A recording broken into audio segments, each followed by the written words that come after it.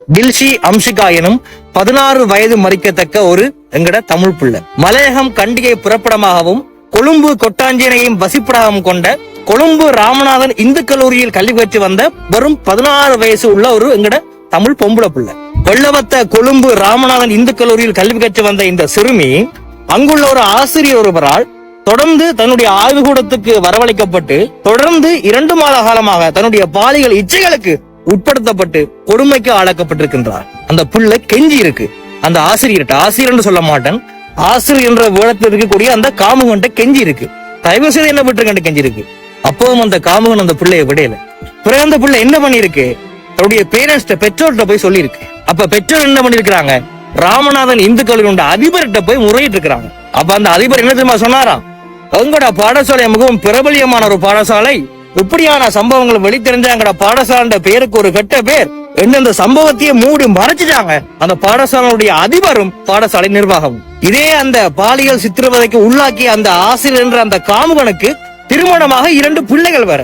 இப்ப நான் கேட்கிறேன், அந்த ஆசிரியர் என்ற அந்த காமுகொண்ட பிள்ளைகளுக்கோ அந்த காமுகொண்ட மனைவிக்கோ அல்லாட்டி அந்த பாடசாலை அதிபருக்கோ அந்த பாடசாலை அதிபற்ற மனைவிக்கோ அந்த பாடசாலை அதிபற்ற பிள்ளைகளுக்கோ இதே சிறுமிக்கு நிகழ்ந்த இந்த அநீதி தங்கட குடும்பத்தில் உள்ள பிள்ளைகளுக்கு நிகழ்ந்திருந்தா இப்படி மூடி மறைத்திருப்பினமா? சரி, விஷயத்துக்கு வர. கடைசி அந்த பெற்றோர் என்ன பண்ணிக்கிறாங்க, ஒரு சராசரி குடிமகனின் உச்சபட்ச கடைசி நம்பிக்கையாகிய காவல்துறையிட்ட போயிருக்கிறாங்க. ஆனால் அதே காவல்துறை இவரை பிடித்து சிறையில் அடைத்த பின்பும் கூட சட்டத்தில் உள்ள ஓட்டைகளை பயன்படுத்தி அவர் மீண்டும் வெளியே வராரு அந்த காமுகம். காவல்துறை உங்கள் நண்பன், ஆனால் உதவி செய்வதோ வம்பன்களுக்கு. நாட்டிற்கும் மக்களுக்கும் நீதியை நிலைநாட்டக்கூடிய நீதிமன்றங்கள் உதவி செய்வதோ அநீதி இழைப்பவர்களுக்கு. சரி, வேற வழியே இல்லாம அந்த புள்ள வேற பள்ளிக்கூடம் மாறி இருக்கு. அந்த பள்ளிக்கூடத்துக்கு போனா அந்த பள்ளிக்கூடத்துல படிப்பிக்கிற இன்னும் ஒரு காமுகன் இந்த காமுகன் நெருங்கிய நண்பர்.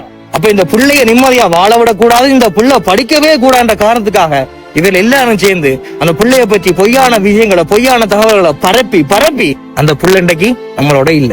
அந்த புள்ளண்டைக்கு எத்தனையோது மாடியில இருந்து கீழே விழுந்து தற்கொலை பண்ணி இருக்க. இதை செய்தவன் சிங்களவனோ தெலுங்கனோ ஆரியனோ திராவிடனோ வந்தோரியா இல்ல, இதே நம்மட தமிழகத்துல பிறந்த ஒரு கேவலமான ஒருத்தன் தான்.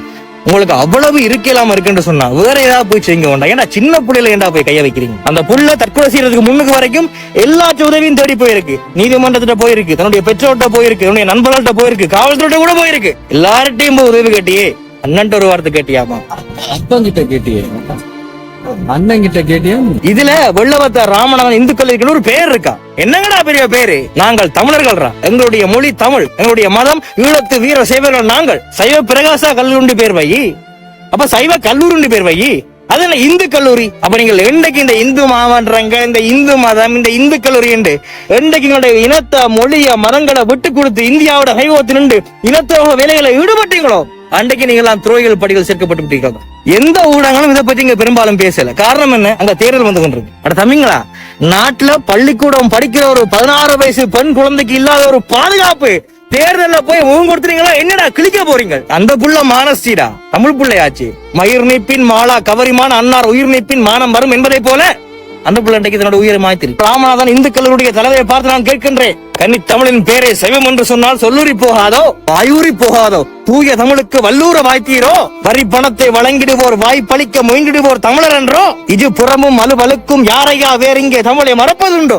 ஐயா பாடசாலை அதிபர் அவர்களே, நீங்கள் மறந்து விட்டீர்கள். அந்த காமுகனை உங்கள் அக்குளுக்கும் கமக்கட்டுகளும் ஒழித்து வைத்த நீங்களும் ஒரு கயவர் தான், கள்ளர் என்பதை நீங்கள் மறந்து விடாதீர்கள். சரி, இப்ப இதுக்கு என்னதான் தீர்வு? ஊடகங்கள் பெரிதாக பேசவில்லை, காவல்துறை கைப்பற்றது, நீதிமன்றங்கள் நாதுகட்டு போனது. ஆனா நான் விட மாட்டேனே, மேல ஒருத்தர் இருக்க அவன் விட மாட்டானே. ஒண்ணு மட்டும் ஞாபகம் வச்சுக்க, போய் ஜெயிச்சுட்டதான் நினைக்காத, எப்பவுமே கடைசியில சத்தியம் மட்டும் தான் ஜெயிக்கும். அது வரைக்கும் நான் நிம்மதியா தூங்கிடுவேன். உன்னால முடியுமா? மனசு தாண்டா கோர்ட், அதுக்கப்புறமா இவன் பிறந்தாலும் நீங்கள் வாழ்வீர்கள் அம்மா, இல்லங்கள் இல்ல எங்கள் இதயங்களில்.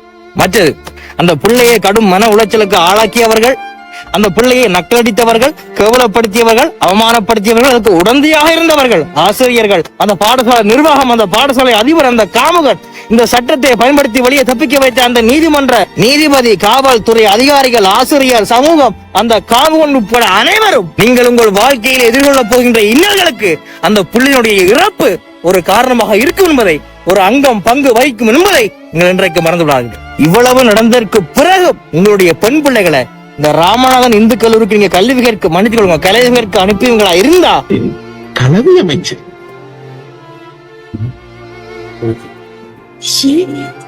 கலவின செக்ஸ் தானே? அதற்கு நாங்கள் பொறுப்பல்ல.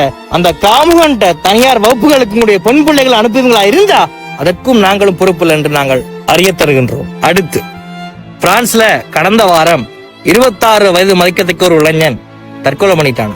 அடுத்து 24 வயது மதிக்கத்தக்க ஒரு இளைஞன் சப்ரஹமுவ பல்கலைக்கழகத்தில் நடத்தப்பட்ட ஒரு பகுதி அதாவது ராகிங்கால தற்கொலை பண்ணிட்டான்.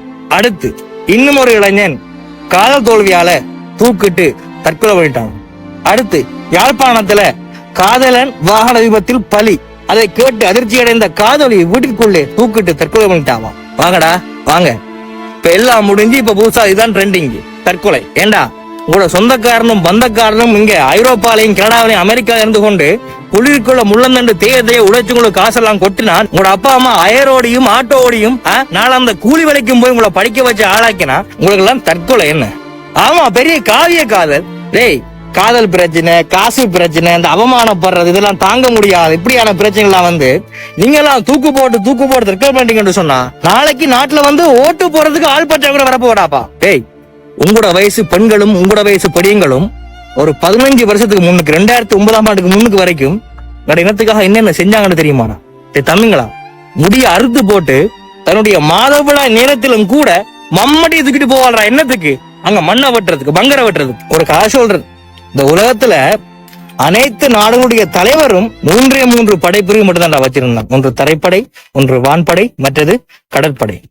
ஆனால் 4வது ஒரு படையாக வைத்திருந்தது நம்முடைய தலைவர், நம்முடைய இறைவன் பிரபாகரன் மட்டும்தான்டா.